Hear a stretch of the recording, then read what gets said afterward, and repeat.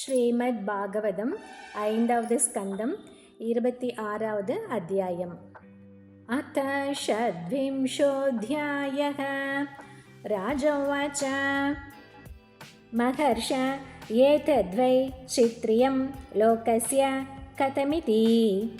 ऋषिरुवाच त्रिगुणत्वात् कर्तुः श्रद्धया कर्मगतयः पृथग्विधाः सर्वा एव सर्वस्य तारतम्येन भवन्ति। अथेदानीं प्रतिषिद्धलक्षणस्य धर्मस्य तथैव कर्तुः श्रद्धाया वैशादृश्यात् कर्मफलं विषदृशं भवति या ह्यानाद्य विद्यया पृथक्कामानां तत्परिणामलक्षणाः श्रुतयः सहस्रशः प्रवृत्तास्तासां प्राचुर्येण अनुवर्णयिष्यामः। राजोवाच नरकाणां भगवन् किं देशविशेषा अथवा बहिस्त्रीलोक्या आहोस् विदन्तराल इति।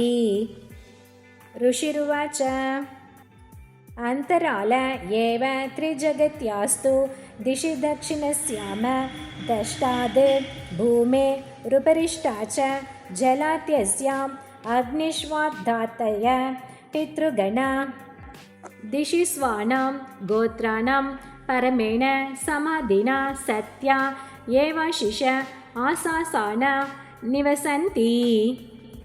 यत्र वाव भगवान् पितृराजो वैवस्वतः स्वविषयं प्रापितेषु स्वपुरुषे जन्तुषु सम्परेतेषु यथा कर्मवाद्यं दोषमेवान् उल्लङ्घित भगवच्छासन सगणो दमं धारयति।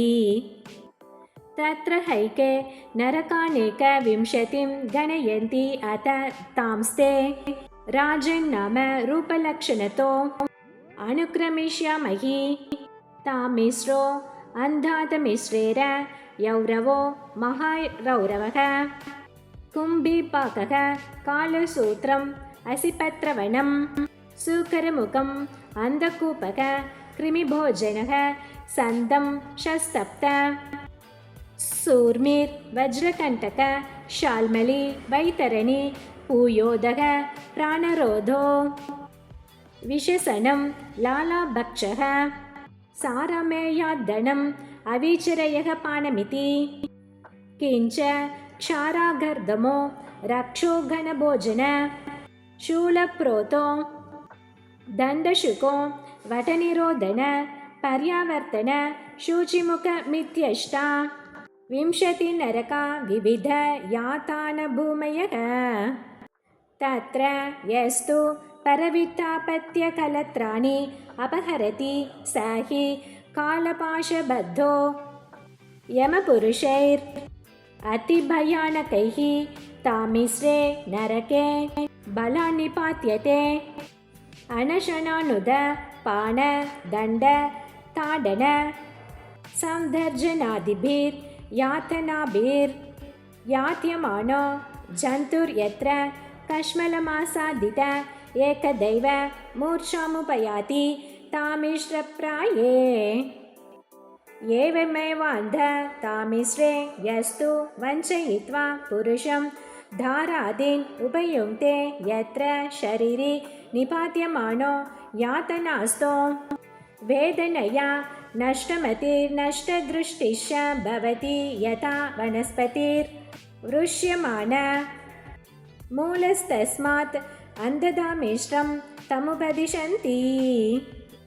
यस्त्विहवा एतदहमिति ममेदमिति भूतद्रोहेण केवलं स्वकुटुम्बमेवानुदिनं प्रपुष्णाति स तदिह विहाय स्वयमेव तदशुभेन रौरवे निपतति। ये त्विह यथैवामुना विहिंसिता जन्तवः परत्र यमयादनाम् उपगतं त एव रुरवो भूत्वा तथा तमेव विहिंसन्ति तस्माद्रौरवमित्याहुरुरिति सर्पाद तिग्रूर सत्त्वस्यापतेशः। एवमेव महारौरवो यत्र निपतितं पुरुषं क्रव्यादा नाम रुरवस्तं क्रव्येण घातयन्ति य केवलं देहम्भरः। यस्त्विह वा उग्र पशून् पक्षिणो वा प्राणत उपरन्दयति तमपकरणं पुरुषादैरपि विगर्हितममुत्र यमानुचराः कुम्भिपागे तप्ततैले उपरन्दयन्ति। यस्त्विह पितृविप्र ब्रह्मदृक् स कालशूत्रसंज्ञके नरके अयुतयोजन परिमण्डले ताम्रमये तप्तकले उपर्यधस्तातु अग्नियर्काभ्यामति तप्यमानेभिः निवेशितः शूद्पि पासाभ्यां च दह्यमान अन्तर्बहिः शरीर आस्ते शेते चेष्टतेव तिष्ठति परिधावति च यावन्ति पशुरोमाणि तावद्वर्षसहस्राणि। यस्त्विह वै निजवेदपदादना पद्यपगतः पाकण्ठं शोभगतस्तमसि पत्रवनं प्रवेश्य कषया प्रहरन्ति तत्र हासावितस्ततो धावमान उभय धोधा रैस्ताल वनासि पत्रैश्चित्यमान सर्वाङ्गो हा हतोऽस्मीति परमया वेदनया मूर्छितः पदे पदे निपतति स्वधर्मः पाखण्डानुगतं फलं भुङ्क्ते। यस्त्विह वै राजा राजपुरुषो वर अदण्डये दण्डं प्रणयति ब्राह्मणे वा शरीरदण्डं स पापया नरको अमुत्र सुकर मुखे निपतति तत्रादिबलै विनिष्पिष्यमानवायवो यथैवेहे क्षुकण्ठ आर्तस्वरेण स्वनयन् क्वचिन् मूर्छितः कस्मलमुपगतो यथैवेह दृष्टदोषा उपरुद्धाः। यस्त्विह वै भूतानामीश्वरोपकल्पित वृत्तीनाम विविक्त परव्यतानां स्वयं पुरुषोपकल्पित वृत्तिर्विविक्तपरव्यतो व्यातामचरति स परद्रान्तकूपे तदभिद्रोहेण निपतति तत्र हासौ तैजन्तुभिः पशुमृगपक्षि सरीसृपैर्मशकयूकामाद्गुण मक्षिकादिभिर्ये केचाभिद्रुक्तास्तैः सर्वतो अभिद्रुह्यमानस्तमसि विगत निद्रानिर्वृतिः अलब्धावस्थानः परिक्रामति यथा कुशरीरे जीवः।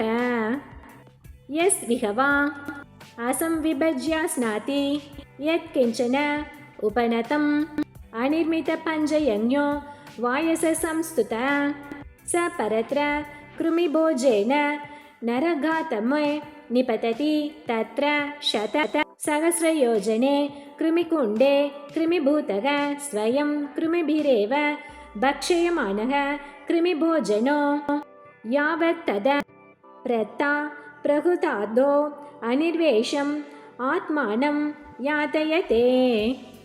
यसत्विह वै स्तेयेन बलात् वा हिरण्यरत्नादीनि ब्राह्मणस्य वा अपहरत्यन्यस्य वानापदिः पुरुषस्तममुत्र राजन् यमपुरुष अयस्मयैर् अग्निभिपिण्डैः सन्दं शैस्वचि निष्कुशन्ति।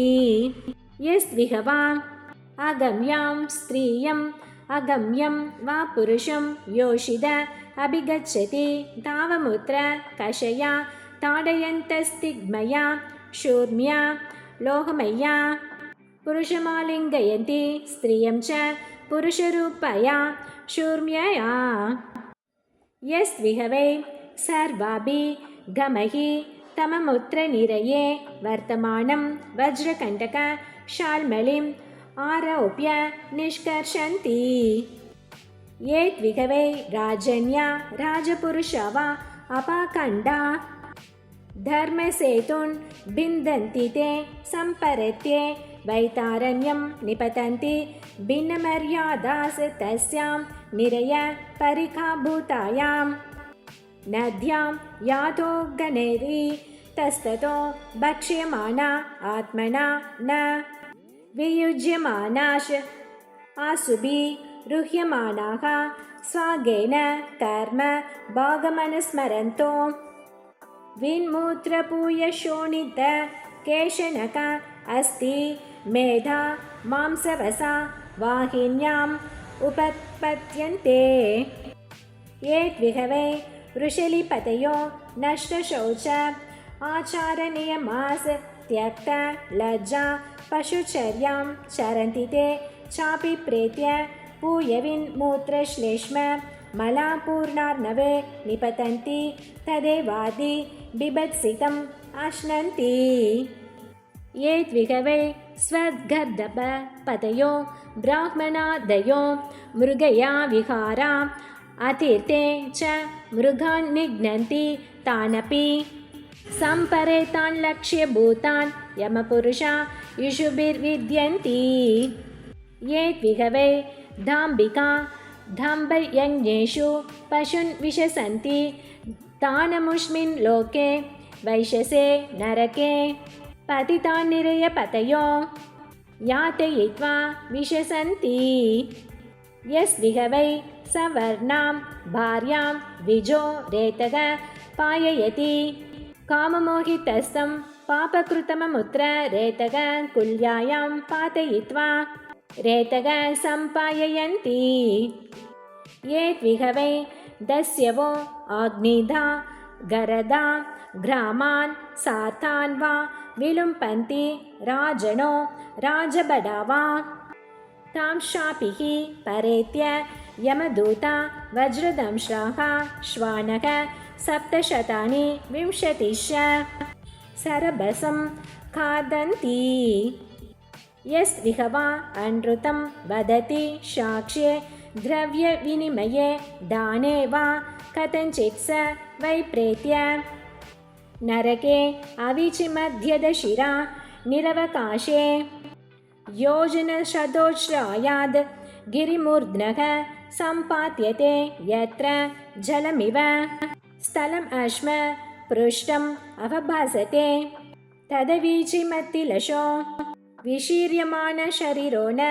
म्रियमाणः पुनरारोपितो निपतति यस्विहवै विप्रो राजन्यो वैश्यो वा सोमपीतस्तत्कलत्रं वासुरां व्रतस्थोऽपि वा पिबति प्रमादतस्तेषां निरयं नीतानमुरसि पदाक्रं यास्ये वह्निना द्रवमानं कार्ष्णायसं निषिञ्चन्ति अथ च यस्विहवा आत्मसम्भावनेन स्वयमदमो जन्म तपोविद्याचार वर्णाश्रमवतो वरीयसो न बहु मन्येत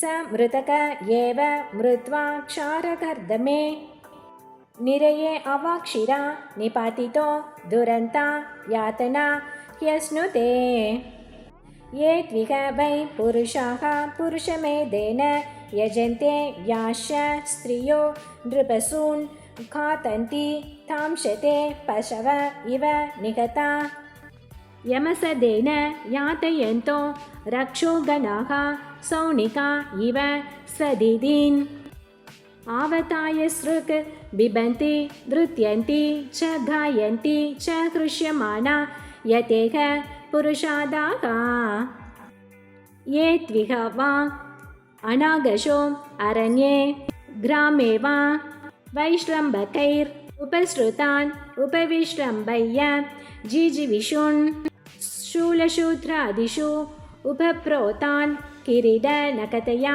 यातयन्ति ते अभि च प्रेत्य यमयातनासु शूलादिषु प्रोतात्मानः क्षुत्रुभ्यां चाभिहताः कङ्कवडादिभिश्चेतः ततस्दिग्मदुण्डैः अहन्यमाना आत्मशमलं स्मरन्ति।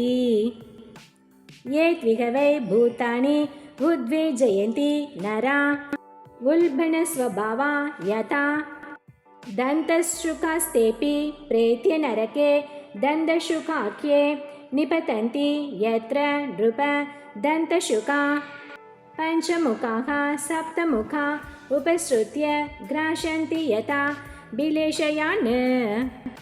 ये त्विहवा अन्धावड कुशुल गुहादिषु भूतानि निरुद्धन्ति तथा मुत्र तेष्वेव उपवेश्य शकरेण वह्निना धूमेन निरुद्धन्ति। यस्त्विहवा अतिथि नाभ्यागतान् वा गृहपतिरसकृतु भगदमन्युर्दित क्षुरिव पापेन चक्षुषा निरीक्षते तस्य चापि निरये पापदृष्टेरक्षिणी वज्रदुण्डा गृध्रा कङ्ककाकावटादयः प्रसह्योरुपलादुत् पाडयन्ति। यस्त्विहवा आद्य अभिमतिः अहङ्कृतिः त्र्यक्प्रेक्षणः सर्वतो अभिविशङ्की अर्थव्यय नाशचिन्तया परिशुष्यमानहृदय वदनो निर्वृतिम् अनवगतो ग्रह इवार्थम् अभिरक्षति स चाभि प्रेत्य तद्वुत्पाद नोत्कर्षण संरक्षण शमलग्रहः सूचिमुखे नरके निपतति यत्रः वित्तग्रहं पापपुरुषं धर्मराजपुरुषा वायका इव सर्वतो अङ्गेषु सूत्रै परिवयन्ति। एवंविधा नरका यमालये सन्ति शतशः सहस्रशस्तेषु सर्वेषु च सर्व एव अधर्मवर्तिनो ये केचिदिहोदिता अनुदिताश्चावनिपते पर्यायेण विशन्ति तथैव धर्मानुवर्तिन इतरत्र इह तु पुनर्भवे त उभयशेषाभ्यां निविशन्ति।